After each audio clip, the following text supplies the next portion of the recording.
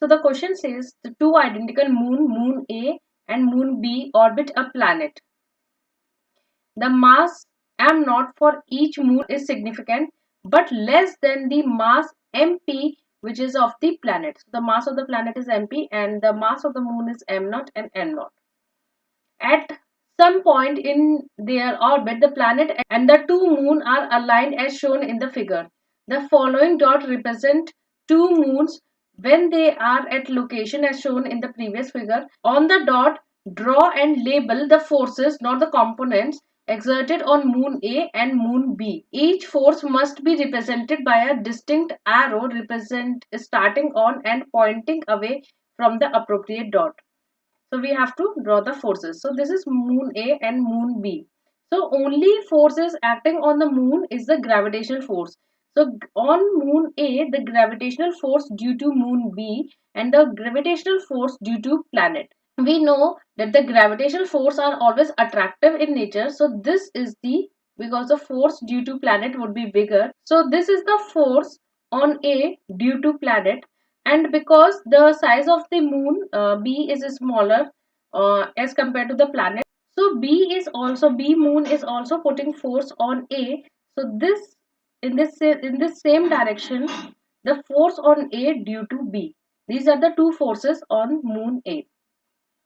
And let's talk about on moon B. Since moon B is in the between moon A and the planet, so attractive force due to planet, it would be in right direction due to planet, and because of the moon A there would be attractive force. So this is the force on moon B due to A.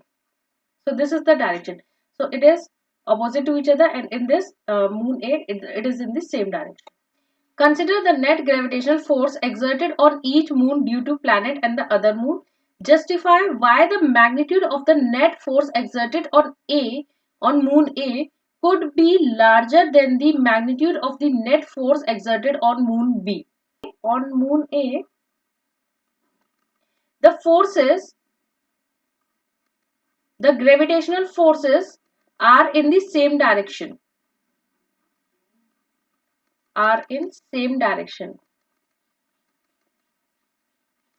And on moon B, the gravitational force are in the opposite direction.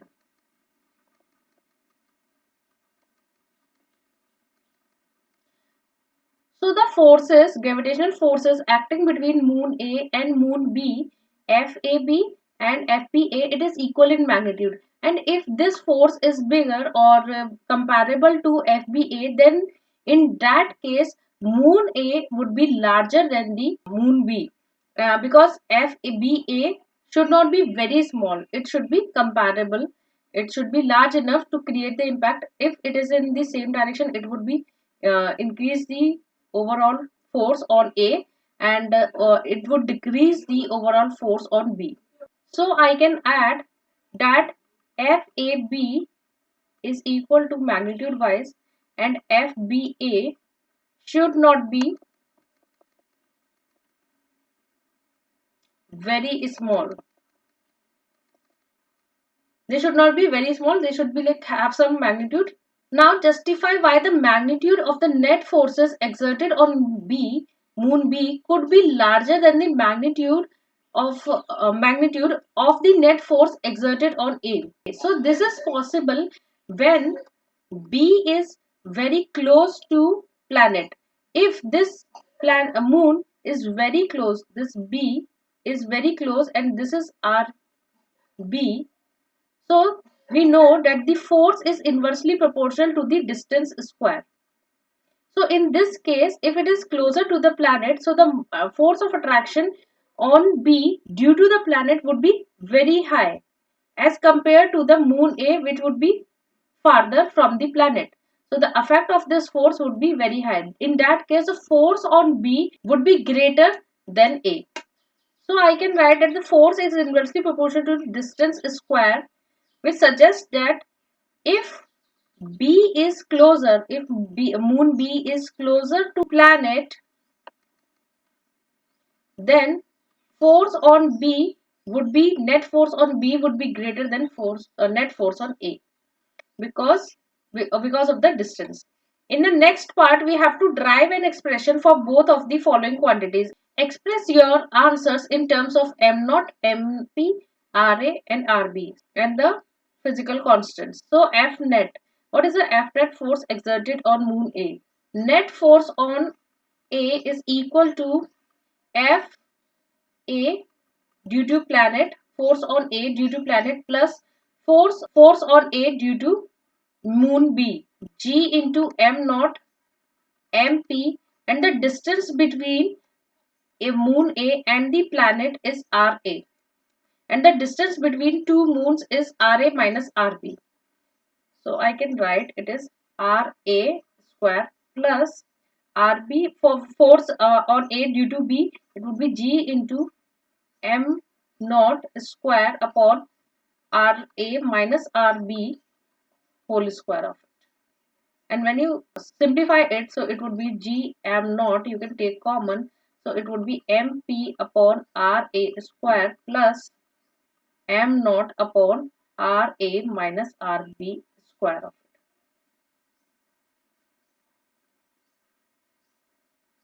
The net force on B. So on moon B, the net force would be equal to the force on B due to planet minus the force on B due to moon A.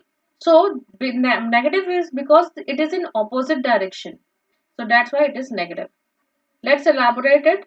So it is G m naught mp upon rb square minus G m naught square upon Ra minus Rb square of it. So the distance between two moons. So I can simplify it G m naught G mass of planet mp upon Rb square minus m naught upon Rb Ra minus Rb square of it. So this is the net force on B. Let's see next part. Could the expression in part C support your reasoning in part B first? So this forces support the reason we have given in part B first. So moon A, net force on moon A could be larger than the net force on moon B.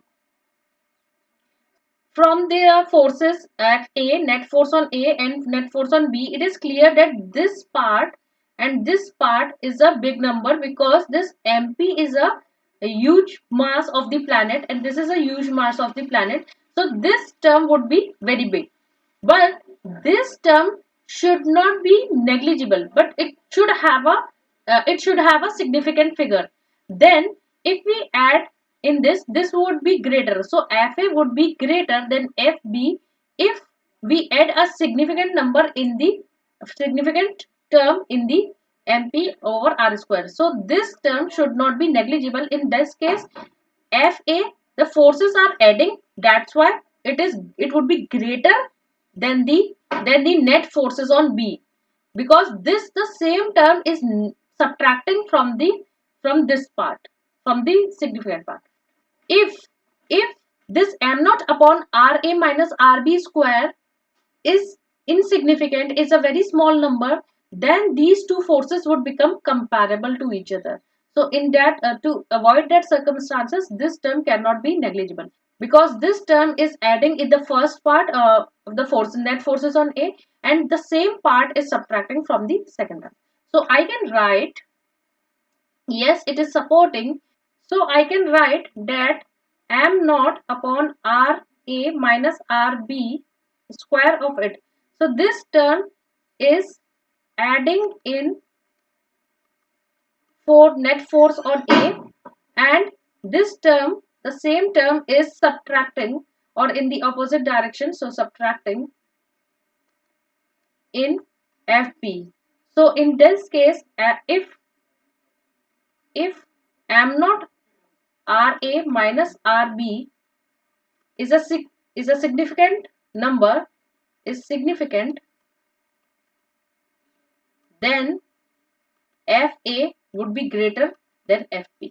Let's check the second part. Could the expression in part C support your reasoning in part B's second part. So in second part it is said that we have to prove that FB is greater than FA. So this is possible when RB is very small than RA. So if this is a smaller number and squaring of it in the denominator make this term very big. So very significant number. So this term would become significant, and in this term if RA is greater, so this squaring of it in the denominator, this whole term would become insignificant or a lesser number. So in that case FB would be greater than FA. And talking about the second term, when this is the case, RA is very greater than RB, so I can write RA minus RB, so it is almost equivalent to RA. So these two terms would become equal, and if you see it is R square in the denominator, so this term would become insignificant or a very small number. This also very small number. So adding or subtracting this term won't influence your answer. So subtracting a insignificant number from the very big number would make no difference in the force on B. So I can write that yes, it supports the reasoning. To explain your reasoning, you can write if RA is greater than RB, or RB, or you can draw the diagram. If this is the planet and this is your moon B and this is your moon A, in this case, so this is RA and this is your RB. So if RB is very smaller than RA, so you can write from gravitational law,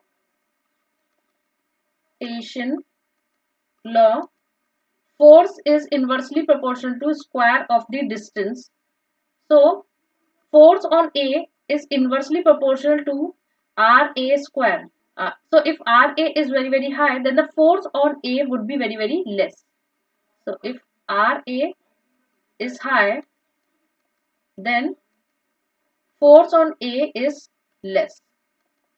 Or I can write that force is directly proportional to R square. So in terms of B also you can explain that the force on B is inversely proportional to RB square, and RB is very less. It means if RB is less, then FB is high. Thanks for watching.